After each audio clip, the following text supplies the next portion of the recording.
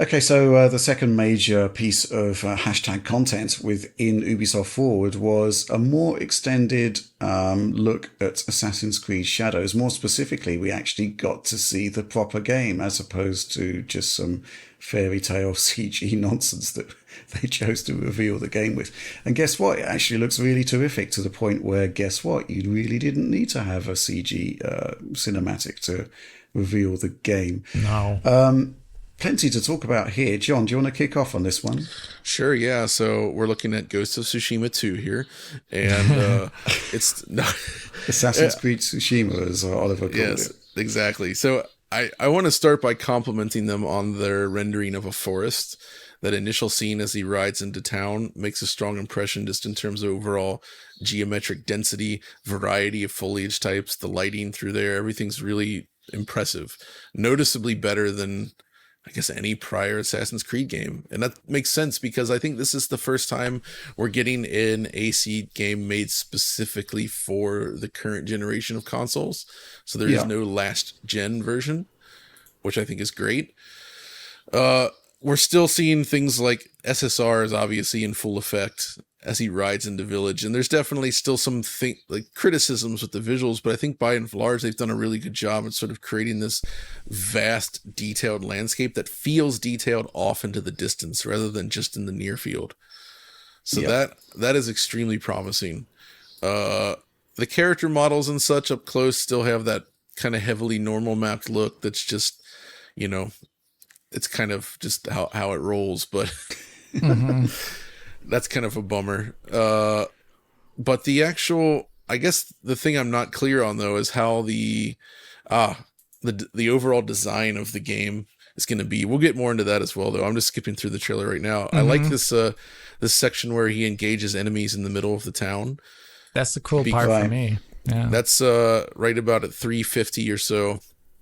And there's actually enough like physical interactions with things in the environments. Like when he smashes a foe and they go flying through like a crate of just tomatoes, apples, some sort of, I think some sort of, or apples. Sorry. Yeah, exactly. Some sort of vegetable there collected. And there's just enough little interactions with that. And also the way the enemies react to his large club-like weapon is satisfying. And it feels like they actually have proper animations and weight as they hit one another.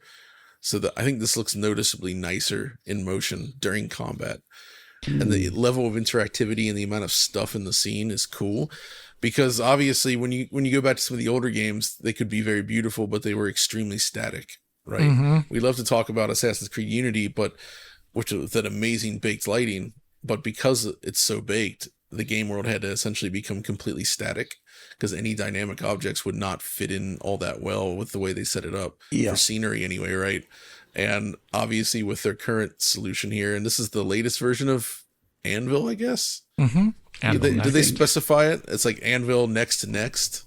I don't know. They just called it the Assassin's Creed. Like they said in the quote, like the first time, quoting someone from Twitter here, the first time ray trace global illumination has been in an Assassin's Creed game. I don't think they actually said Anvil. Oh, they didn't say Anvil. But that might be my mistake. But yeah, that's interesting. There is stuff to talk about with ray tracing, but another thing I did notice that bummed me out a little bit is that after finally adding in per object motion blur, they've now taken it away. And all these so when the game is obviously being shown here at 30 frames per second. 30 FPS without motion blur just doesn't look that good, I would say. Mm-hmm. It makes everything look much more stuttery and game-like in a way that I'm surprised they have not implemented that or continued to implement that in their games with this one. Yeah. Obviously, that was a big part of the Star Wars presentation, but it's just not here. I feel like it's like I would assume it's still in there. It was in their Mirage too. And it's a little like John said, I think it makes this presentation look less smooth than it should be, especially in like the combat when your main character there, I forget the name of the character. He's really tall and he has long arms and he's got a huge, massive like span as a result of this massive club. When that swings the arc across the screen, like every frame is probably like hundreds of pixels away from each other as a result of that. And if there's no smear in between the frames, it actually makes it look really stuttery. And I think that's something you wouldn't want to do. Also, when they're approaching town, or later on when they're showing the secondary character, whose name I also don't know, but the woman, she does some pretty big acrobatic stuff, and all that stuff, like the animations are great, but you know, 30 FPS, large movement, looks stuttery. So I would highly recommend them to show this off with motion blur, actually. I always have a large movement after playing a game without motion blur. But anyway, I really like the lighting here, because as they said, they've actually switched to an RTGI solution, which is great, but also probably explains why it's presented at 30 frames per second. Which again, motion blur, come on. But I actually especially liked the night sequence. So the second scene where she's sort of taking on this temple area. Doing night scenes is obviously a difficult thing. And I feel like having an area bathed in fog and darkness, and then presenting like little canisters of flames and lights and torches all over the place always produces a nice striking presentation. It should look amazing in HDR.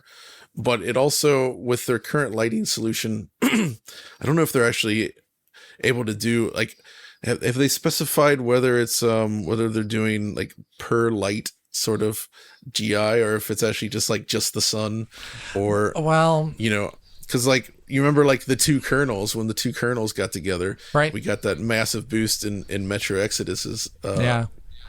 Right. Or that was that for that. Yeah, that was in the two kernels. Yeah, the emissive lighting and whatnot. So based upon what we know, and based upon what I see in this trailer, and Oliver has a video coming out about this too in his own right, but here I want to say that this is using what is called RTX-GI or DDGI, where it only affects the diffuse portion of lighting, so no reflections really. That's what it looks like, at least. And then also that's probe based. So really good shot of this, I think, is when you're in that town area that we were talking about earlier. If you look at the individual objects that are in shadowed regions, they don't have that look of per pixel RTGI that you get from like Lumen. Right. So, and they remind me more of stuff I've seen in other games that use DDGI. So that's what I think with regards to that. And that would have knock-on effects. One, it's cheaper to run, so that's good. Lumen is obviously super expensive, and things like that are super expensive. But also it being that smaller objects can be a bit more disconnected from the scene. And I think that's kind of what we're seeing here, but we'll have to wait to see what the game looks like when it comes out. Yeah. I mean, it's still better than having fully baked out lighting like AC Unity, for instance, or their prior solution. I think this is still an improvement, but yeah, I agree with that. There's still things that have sort of a glowy look to them that don't quite connect to the scene. To lend credence to it as well, too, Skull and Bones, which is an Anvil game, weirdly enough, I forgot about that. Yeah, that game on PC and console on the 30 FPS mode has DDGI, but it only applies to the ship in a really weird way. Yeah, it's GI that only applies to a ship, which is like one part of this tiny open world that you can't even like really see up close. It's so funny. And yeah, so maybe this is like they worked that into this game in a different way. Speaking of things that are like half confirmed, that was confirmed on Twitter, but another thing that was leaked a while back, it might have been from the infamous Tom Henderson. I don't recall who actually leaked it, but then it was like confirmed on Twitter and then deleted, was that the game will be maybe using virtualized geometry. And that virtualized geometry is like, at least based upon that wording, is akin to what Nanite does, where you are only streaming in the relevant parts of the geometry that you need for the object based upon its like pixel size. And that's what it sounds like. It can mean other things too, where like in Nanite 2, they also have continuous LOD as a part of that, where it's not only based upon it's not only streaming in what you need based upon the pixel size, but it's changing every frame, and it's doing it in a way that is invisible to the human eye when it changes. And that's what makes nanite really special, I think, because you get closer to an object and you don't notice it flipping between discrete level of details. And in this trailer, when watching through it, there is actually a lot of, I wouldn't call it LD pop, but there is a lot of, how do you call it? Draw distance pop in. So like small objects, when the main character is riding towards the town, you'll see things like hanging fish in the market popping up or something like that, or just like random little things in the game world popping up. But maybe it's applying to things on screen that I wasn't paying attention to, but if that is in the game. But that's one thing that as we get closer to release, I think this, based upon how big of a difference this is visually from the previous Assassin's Creed games, especially Valhalla, which I didn't actually like visually, I think this deserves a great tech eye on the channel to see what it's like.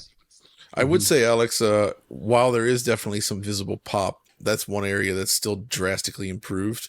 Like when he rides down into that town, like it is largely stable and grass is visible far out into the distance.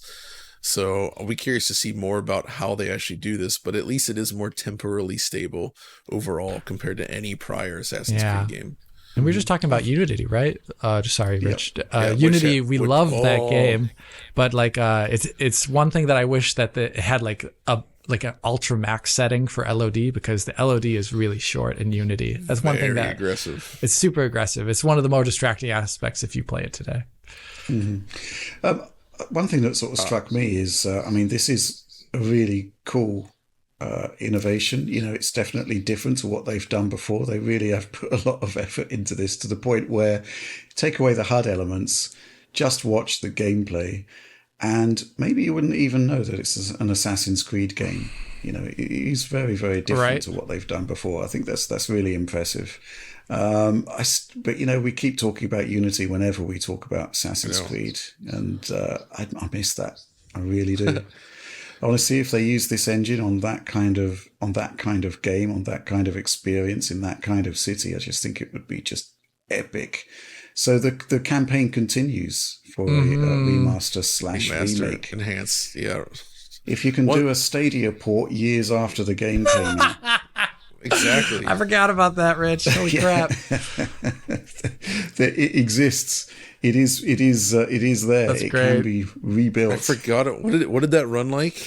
It was 30 FPS with inconsistent frame pacing, I believe. But it was like the game. It was Assassin's Creed Unity.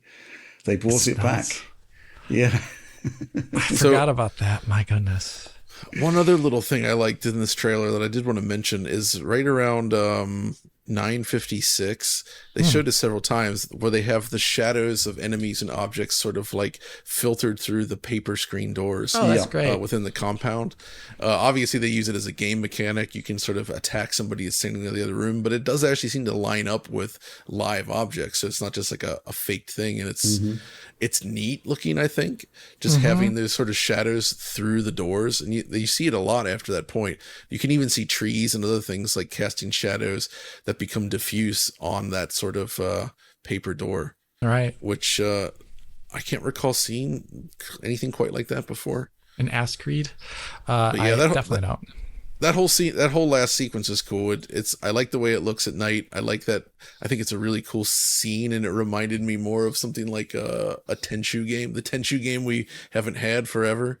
I used to love those Tenchu games. Yeah. Those were a lot of fun.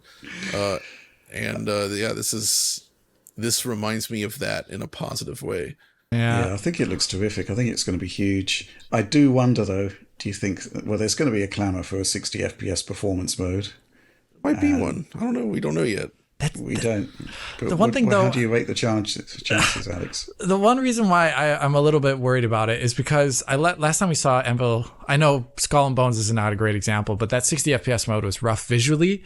But one thing that Skull and Bones didn't really have that this has is like a super, like I actually thought the marketplace had a lot of NPCs in it.